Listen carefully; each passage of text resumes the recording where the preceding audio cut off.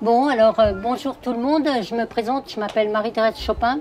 Je m'occupe de la coordination d'une association dont le nom est Atelier Laine d'Europe.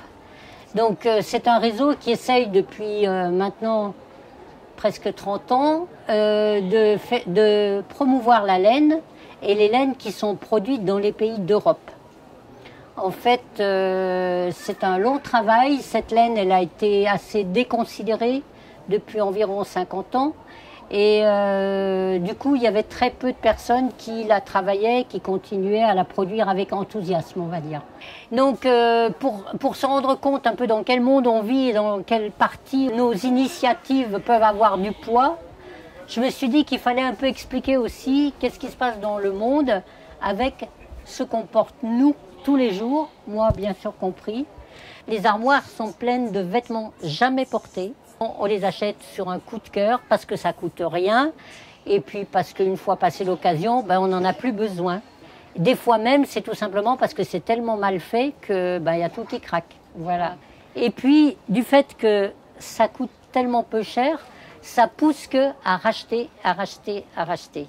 J'ai vu, mais chaque fois c'est pire, dans un magasin, j'ai oublié la marque, des t-shirts à 1,99 €. C'est juste pour se rendre compte de ce que ça veut dire. 1,99 € pour un t-shirt. Avec une matière première, avec le travail d'une couturière. C'est invraisemblable. Donc ce petit prix, en fait, ça fait toujours plus produire, plus produire, des armoires qui se remplissent, et puis après, des stocks de fripes qui sont invraisemblables. Il y a vraiment des quantités de vêtements jetés qui sont maintenant phénoménales. Alors un vêtement, c'est quelque chose qui est en fait fondamental pour la plupart des habitants de notre planète. À l'exception de quelques pays où on peut s'en passer, c'est vraiment indispensable. Alors, on va faire un petit retour en arrière, justement pour voir les évolutions. Autrefois, et quand je vais dire autrefois, c'est ni la préhistoire, ni le Moyen-Âge, c'est peut-être il y a seulement 50 ou 60 ans, et pas plus.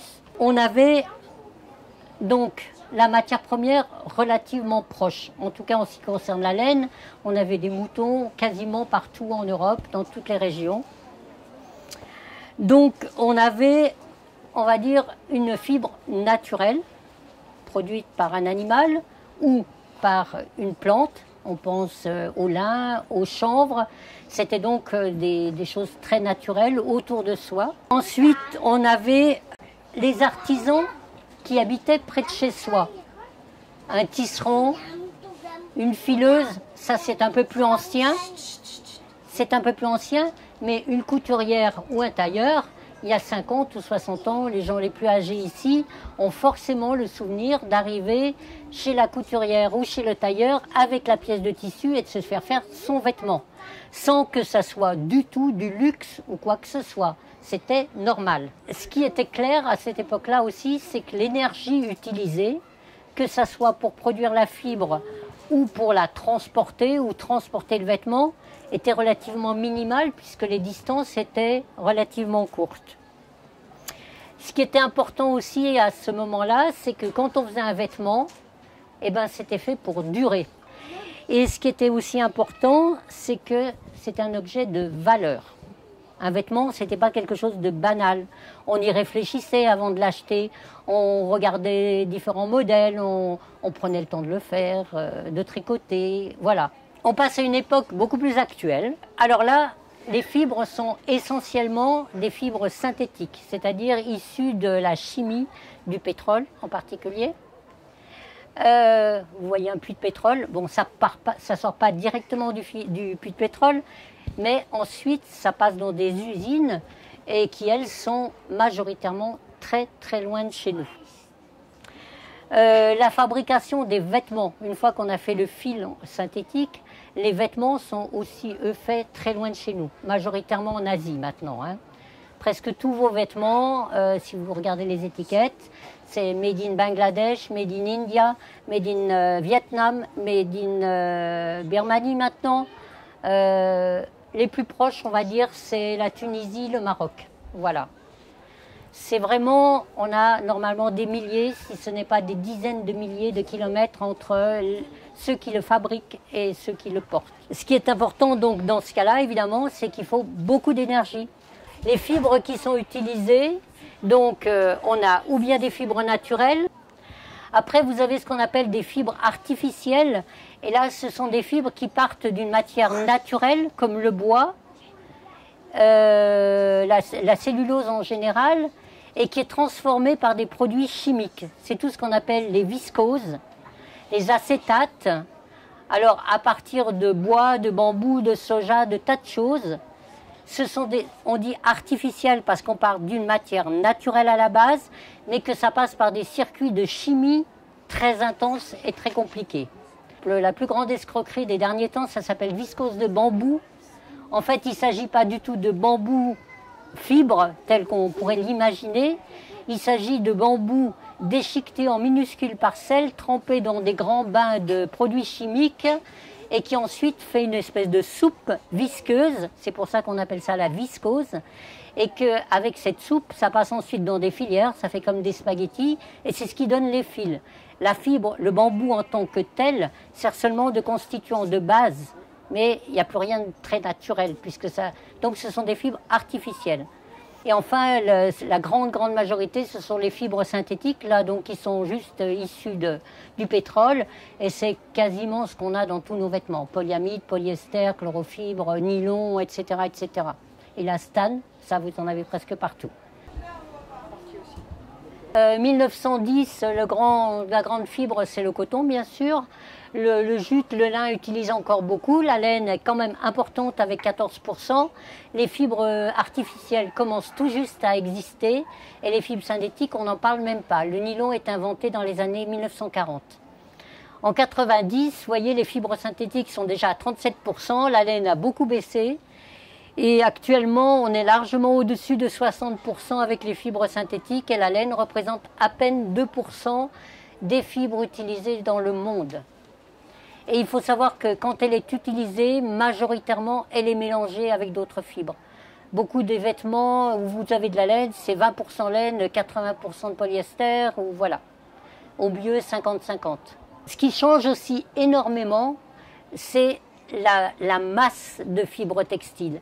La production globale de l'ensemble de ces fibres est devenue immense. On est en ce moment à 85 millions de tonnes, ce qui représente par habitant de la planète environ 12 kilos. 12 kilos, vous devez bien vous douter que ce n'est pas inégalement réparti sur l'ensemble de la planète. Il y en a qui en ont 25 kilos et il y en a d'autres qui en ont peut-être 1 kilo par an. Hein, voilà. Donc, et ça veut dire qu'on produit ça chaque année. Donc votre armoire, elle va se remplir chaque année de 12 kilos de quelque chose. Donc c'est vraiment un volume qui a plus rien à voir avec ce qu'on pouvait avoir avant. Pour passer de la fibre, donc de la matière naturelle aux vêtements, il faut dire qu'on suit aussi des étapes de fabrication très nombreuses. D'abord, on doit le récolter. Si c'est un mouton, on tond. Si c'est une fibre comme le lingot de chanvre, on récolte, on moissonne, on récolte. Ensuite, il y a toute une préparation des fibres. Pour la laine, il faut la laver. Pour le lin, le chanvre, il faut extraire la partie ligneuse de la partie fibre. C'est tout un travail de préparation. Et ensuite, on passe au cardage, peignage, la filature, la teinture, le tricot ou le tissage, toutes les finitions du tissu, la confection. Tout ça, ce sont des étapes qui, la plupart du temps, se font dans des usines séparées. Par exemple, pour donner l'exemple de la laine, la plus grosse partie des laines utilisées dans le monde viennent des pays de l'hémisphère sud. Australie, Nouvelle-Zélande, Amérique latine, etc. Tout ce qui est produit en Australie, en Nouvelle-Zélande, quasiment tout, va être lavé et peigné en Chine. C'est la voie quasi unique maintenant. Ce fil-là, ensuite, il va peut-être être tricoté en Italie, il va être tissé, je ne sais pas, dans un pays de l'Est, de l'Europe de l'Est. Il va être teint encore ailleurs. La confection, bon, majoritairement, c'est dans les pays d'Asie, puisque c'est là que les salaires sont les plus bas. Du coup, on a une circulation.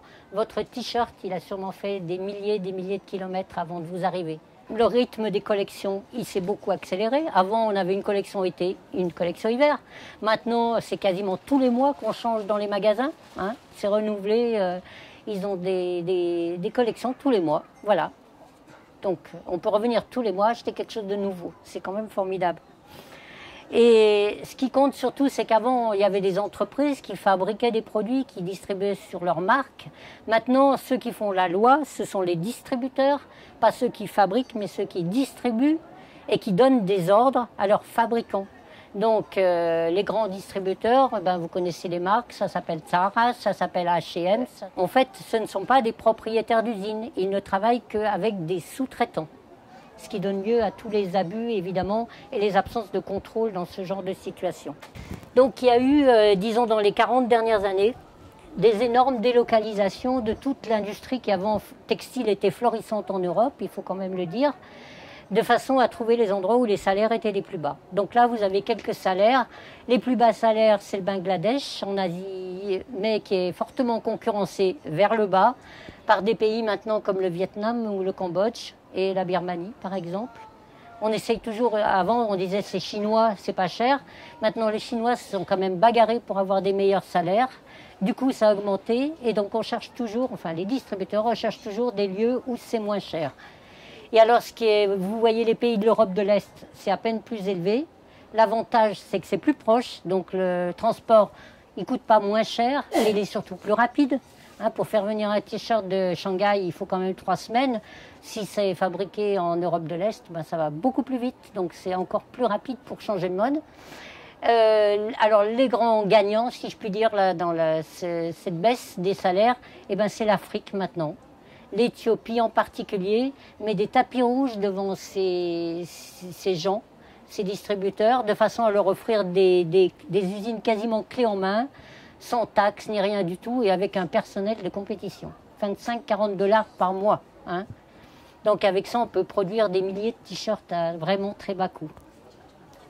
Et donc ce que vous voyez ici, c'est sur le t-shirt qui est vendu 29 € en Occident, par exemple pour un t-shirt qui serait même bio et éthique, comme on dit, et ben l'ouvrier asiatique, lui, il a 18 centimes.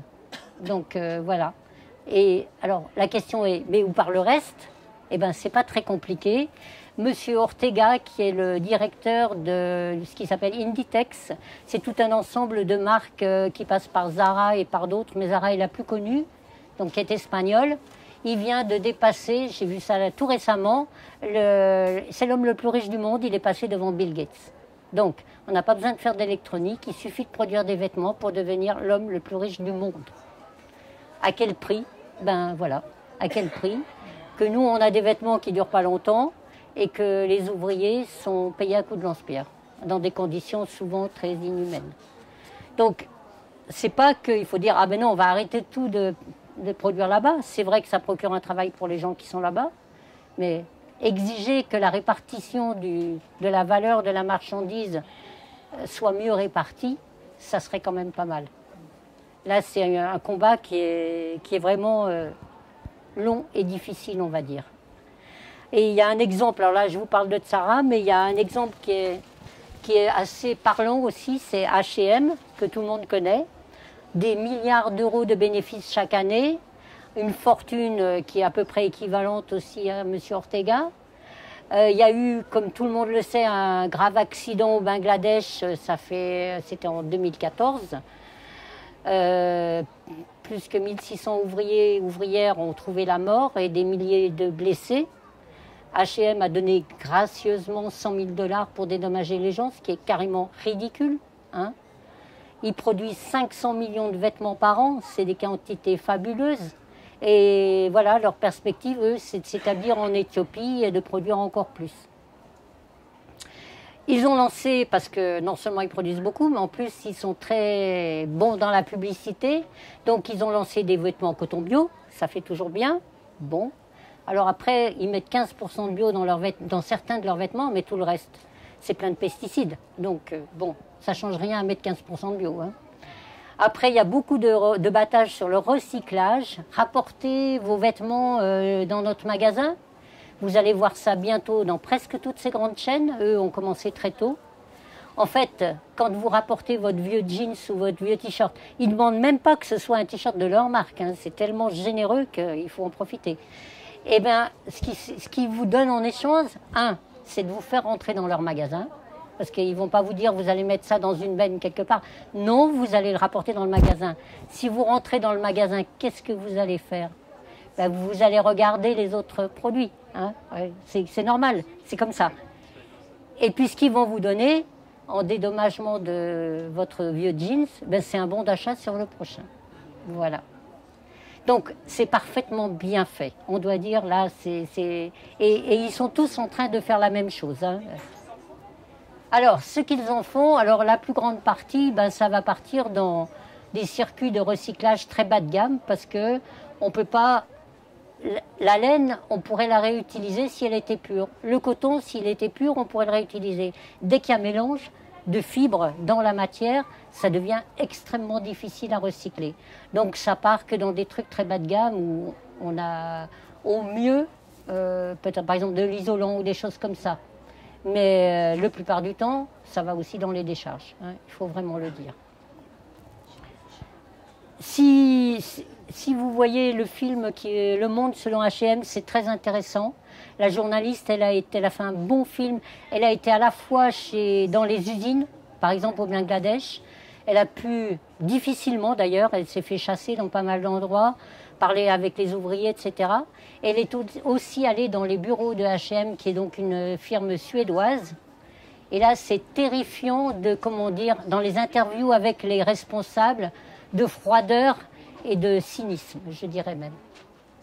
Vraiment, c'est un truc qui est effrayant. Donc ça, c'est vraiment un film, si vous avez l'occasion, à vraiment regarder.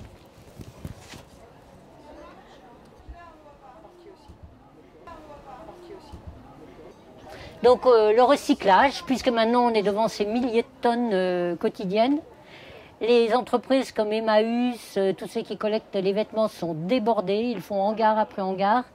Emmaüs a sorti un isolant justement de recyclage avec les vieux jeans bleus, ça s'appelle Métive.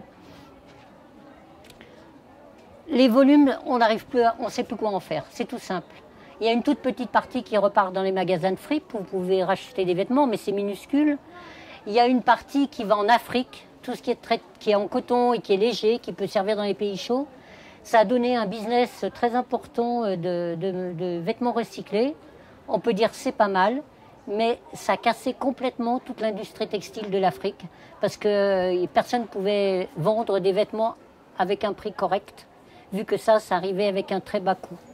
Donc voilà, ça part en partie là-bas.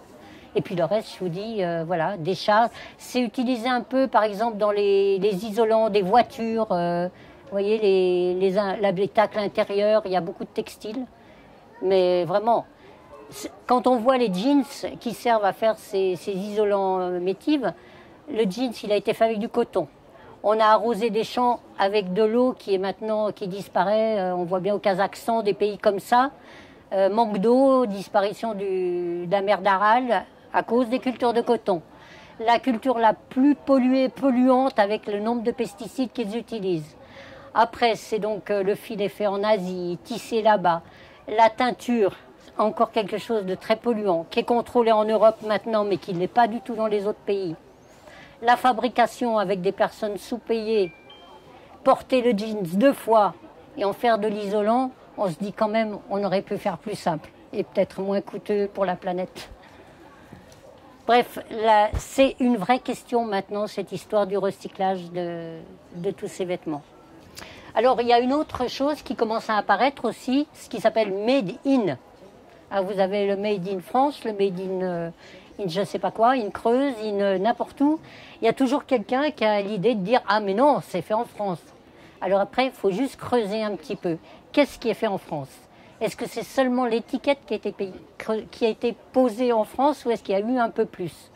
C'est vraiment, si on ne connaît pas toute la complexité de la chaîne de transformation, c'est-à-dire si on ne pose pas la question, mais la matière, elle était où? Et où est-ce qu'est fait le fil? Où est-ce qu'est fait le tissu? Où est-ce qu'est confectionné le produit?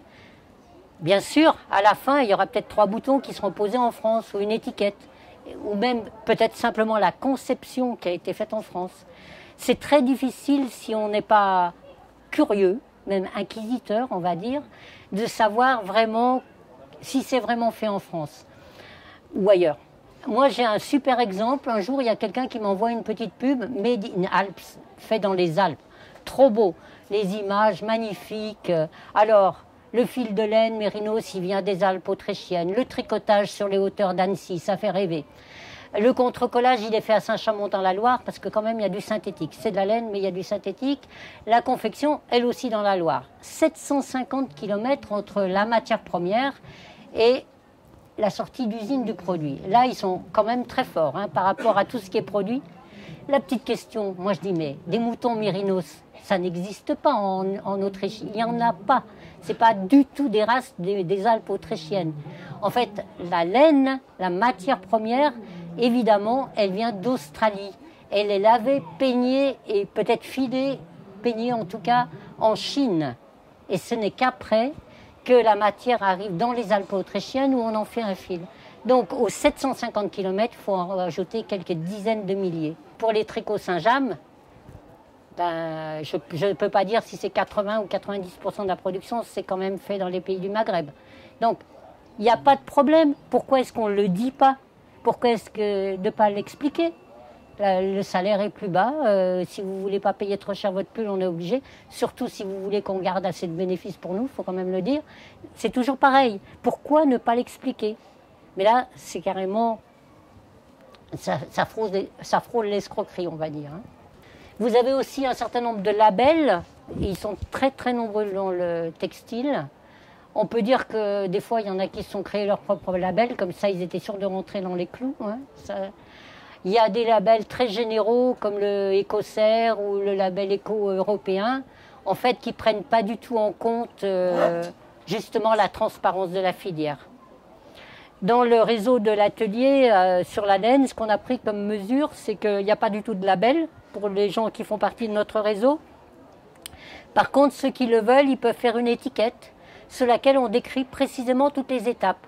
Ce pullover a été confectionné avec la laine des moutons de telle et telle race, quand on le sait, qui viennent aussi pareil quand c'est à peu près précisé, ou de tel éleveur ou de tel groupement d'éleveurs. Le fil, la laine a été lavée là, le fil a été fait dans telle usine, le tricotage a été fait ailleurs, et on explique. Tout simplement, au moins, c'est clair pour tout le monde. On ne trompe pas les gens sur la marchandise. Donc voilà, c'est un peu la façon qu'on a de travailler. Et puis rarement avec ces labels, on sait effectivement si les gens sont bien payés, comment ils sont traités, s'il y a des enfants, voilà. C'est trop général pour qu'on puisse vraiment avoir une explication concrète. Alors les initiatives, il y en a pour que les gens soient mieux payés, pour défendre leurs droits, ça c'est clair, il y en a et il faut vraiment leur reconnaître ce travail. Ça s'appelle Clean Clothes Campaign, le collectif éthique sur l'étiquette. Ils se sont battus principalement après ces accidents qu'il y a eu au Bangladesh.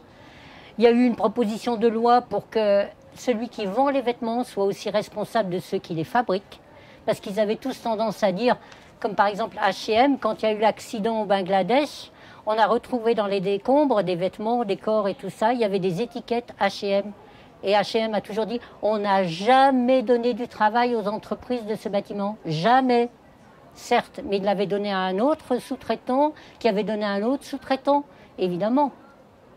Plus personne n'est responsable. Donc, il y a eu cette proposition de loi, mais qui pour l'instant n'a pas encore été validée, de responsabilité. La seule réponse qu'on peut avoir, nous, en tant que tel, c'est déjà d'en consommer moins. Déjà d'arrêter cette escalade de la production et de la consommation à outrance. Là, maintenant, ça déborde. Et c'est surtout la cible de tous ces vendeurs de vêtements, ce sont les jeunes. Et ça, il faut vraiment se rendre compte que c'est eux qui sont les plus matraqués pour changer de vêtements, pour avoir toujours quelque chose de nouveau. On achète un vêtement pour une seule occasion, des choses qui nous seraient complètement aberrantes. Si, c'est comme ça. Et c'est les 14-25 ans qui sont les grands consommateurs, malheureusement. En particulier, j'ai vu il n'y a pas très longtemps une espèce de statistique qui dit que quand un jeune maintenant a 23 ans, il a acheté assez de vêtements pour tout le reste de sa vie. c'est-à-dire le volume utilisable est déjà suffisant. Voilà. En tout cas, je vous remercie bien. Ce que je trouve surtout, c'est que dans tous les cas, il faut garder l'esprit critique.